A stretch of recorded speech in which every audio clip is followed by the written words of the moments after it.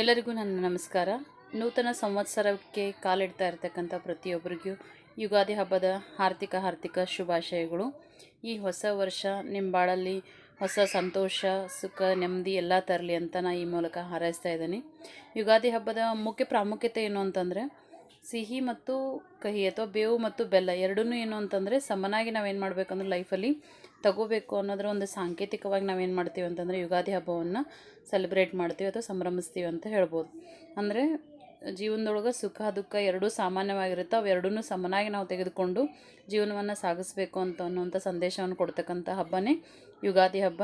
ಅದೇ ರೀತಿ ನಾವೆಲ್ಲರೂ ಸುಖ ಸಂತೋಷನ ಅಥವಾ ದುಃಖವನ್ನು ಅಥವಾ ಕಹಿಯನ್ನು ಮತ್ತು ಸಿಹಿಯನ್ನು ಎರಡನ್ನೂ ಸಮನಾಗಿ ಇವತ್ತು ಸೇವಿಸಿ ಜೀವನದ ಒಂದು ಮೌಲ್ಯವನ್ನು ತಿಳಿದುಕೊಂಡು ನಾವೆಲ್ಲರೂ ಮುನ್ನಡೆಯೋಣ ಅಂತ ಹೇಳ್ತಾ, ನಿಮ್ಮ ಜೀವನದೊಳಗೆ ಕಹಿ ಕಡಿಮೆ ಆಗಿರಲಿ, ಸಿಹಿನೇ ಜಾಸ್ತಿ ಆಗಿರಲಿ ಅಂತ ಹೇಳ್ತಾ ನಾನು ಮತ್ತೊಮ್ಮೆ ಯುಗಾದಿ ಹಬ್ಬದ ಹಾರ್ದಿಕ ಶುಭಾಶಯಗಳನ್ನ ಕೋರ್ತಾ ಇದ್ದೀನಿ. ಧನ್ಯವಾದಗಳು.